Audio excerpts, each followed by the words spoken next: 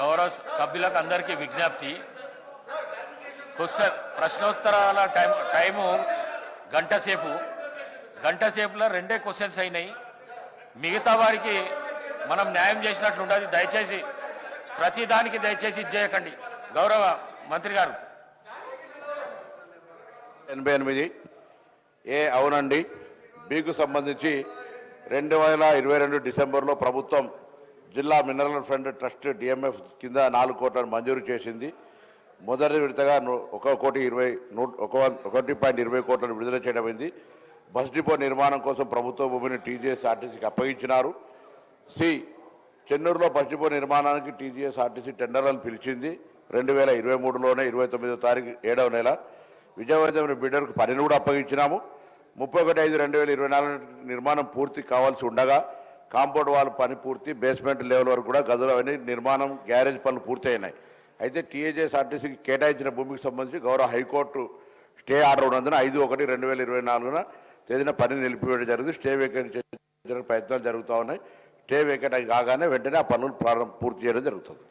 సభ్యులు వివేక్ వెంకట స్వామి గారు. Thank you అధ్యక్ష. గౌరవ మంత్రివర్యులు ఏదైతే చెప్పారో, చెన్నూరు మార్మూర్ ప్రాంతము, చెన్నూరులో 3 స్టేట్స్ వస్తాయి అధ్యక్ష: ఛత్తీస్గఢ్, మహారాష్ట్ర, తెలంగాణ. అందు గురించి ఈ డిపో చాలా ముఖ్యము. చాలా మటుకు రోడ్స్ ఇంతకుముందు సరిగా మరమ్మతు చేయలేదు. చాలా బస్సులు ఆగిపోవడం జరిగింది. మీ ద్వారా మంత్రివర్యులను ఇదే రిక్వెస్ట్ చేస్తున్నాము.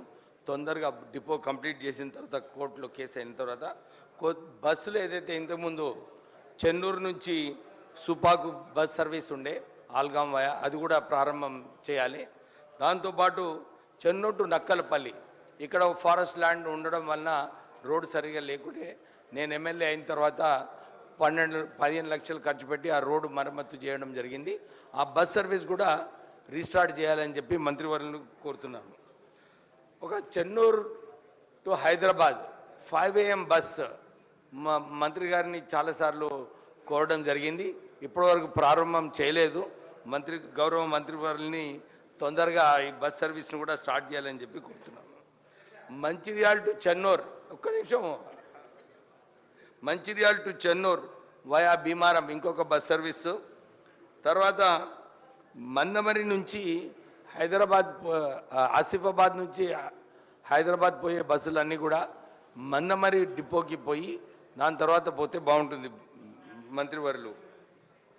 అంతేగాక జోడువాగా నేషనల్ హైవేలో రోడ్డు సరిగా లేకుండే అప్పుడు ఆ రోడ్డు మరమ్మతు చేయడానికి నేను ఎంపీగా ఉన్నప్పుడు 15 కోట్లతో మరమ్మతు చేసిన తర్వాత, మళ్ళీ మొన్న నేను ఎమ్మెల్యే అయిన తర్వాత 2 కోట్లతో ఆ రోడ్డు మరమ్మతు కావడం జరిగింది.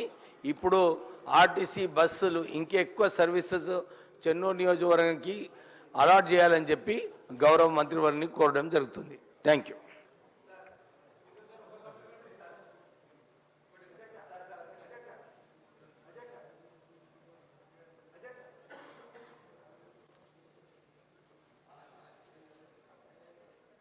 అధ్యక్ష, నాకు అవకాశం కల్పించినందుకు ముందుగా మీకు ప్రత్యేక ధన్యవాదాలు.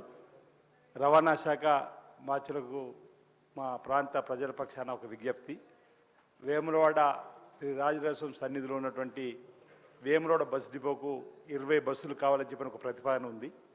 సుదూర ప్రాంతాల నుంచి వచ్చేటువంటి భక్తులకు మెరుగైనటువంటి రవాణా సౌకర్యాలు కల్పించడానికి కొత్తగా బస్సులు కేటాయింపు చేయాలని చెప్పని, దాంతోపాటు Sircilla depot, Korutla depot, Jagtial depot, అయితే వేములవాడ దేవాలయానికి అనుబంధంగా ఉన్నటువంటి 4 ప్రాంతాల్లో కూడా బస్సులను కొత్తగా పెంచినట్టయితే బస్సుల సంఖ్యను సుదూర ప్రాంతం నుంచి వచ్చేటువంటి భక్తులకు మరి మెరుగైనటువంటి సేవలు అందించే అవకాశం ఉంటుంది. కాబట్టి నేను మీ ద్వారా ఈ ప్రభుత్వాన్ని కోరుతాను, గౌరవ మంత్రివర్యులను విజ్ఞప్తి చేస్తూ ఉన్నా.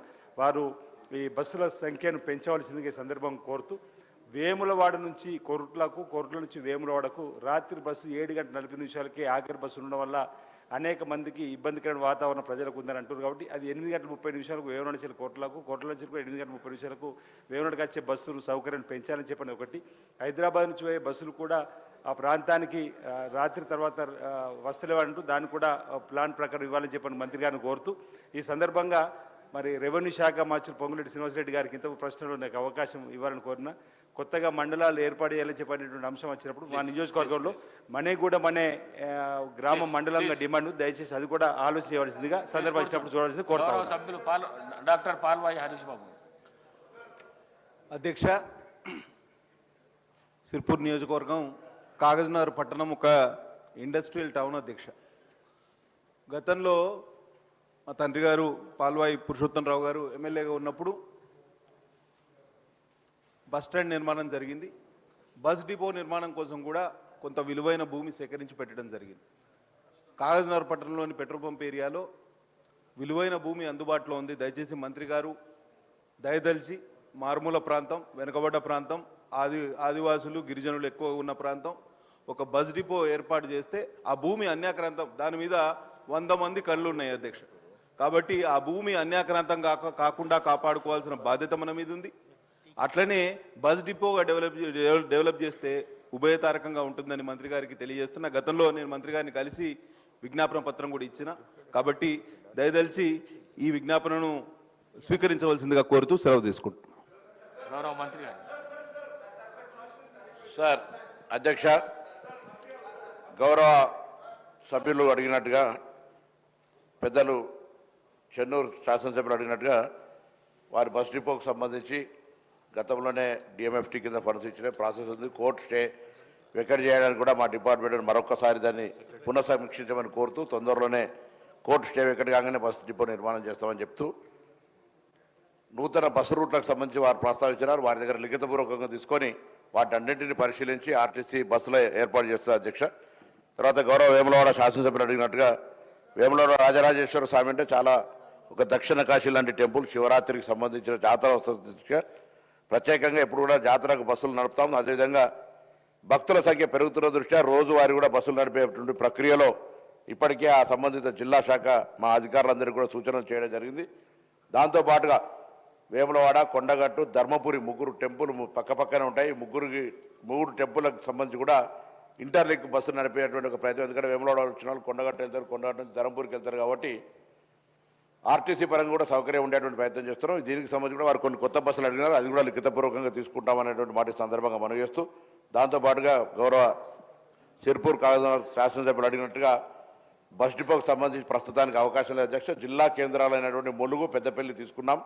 ఇప్పటికి కూడా రాష్ట్రంలో ఒక పాలసీగా జిల్లా కేంద్రాలు, ఎందుకంటే దాదాపు 10-12 ఏళ్ల కిందనే డిపోలు తప్ప కాలేదు. కాబట్టి ప్రస్తుత పరిస్థితుల్లో డిపో ఏర్పాటు వెంటనే చేయలేం, కానీ పరిశీలనలో ఉంటుంది. తప్పకుండా స్థలానికి సంబంధించి మా శాఖ అధికారులకు ఏదైతే ఇప్పటికే మీరు స్థలం ఆర్టీసీకి డిపో కొరకు తీసుకున్నారో దాన్ని రక్షించుకుంటాం. దాంతోపాటుగా కొత్త రూట్స్కు సంబంధించి కూడా వారిని పరిశీలన చేస్తామనే మాట మనం చేస్తూ, ఆర్టీసీకి సంబంధించి 2-3 అంశాలుగా ఈరోజు ఆర్టీసీ 1958లో పెట్టిన తర్వాత అధ్యక్ష, తెలంగాణలో మనం 2014 బైఫర్కేట్ అయిన తర్వాత ఆనాడు 58,000 మంది ఉద్యోగస్తుల సంఖ్య ఉంటే ఇప్పుడు మేము 2023 డిసెంబర్కి వచ్చే నాటికి 40,000 మంది ఉద్యోగస్తులు అయిపోయినారు అధ్యక్ష. దాని తర్వాత బస్సుల సంఖ్య కూడా అప్పటికొక కరోనా కావచ్చు, సమ్మె సందర్భం లోపల బస్సుల సంఖ్య తగ్గించినారు. ఇప్పుడు మహాలక్ష్మి పథకం తర్వాత గ్రామాల్లో బస్సుల డిమాండ్ పెరిగింది. దానికి అనుగుణంగా ప్రభుత్వం ఆర్టీసీ బస్సులు కొత్తవి కొనుగోలు చేయడంతో పాటుగా ఆర్టీసీకి ఒక ఖచ్చితమైన నిబంధన పెట్టుకొని 15 సంవత్సరాలు దాటినటువంటి బస్సులన్నింటినీ స్క్రాప్ చేస్తూ ఉన్నాం. అటువంటి బస్సుల రిప్లేస్మెంట్కి సంబంధించి కొత్తగా ఒక 1000 బస్సులు ఆర్డర్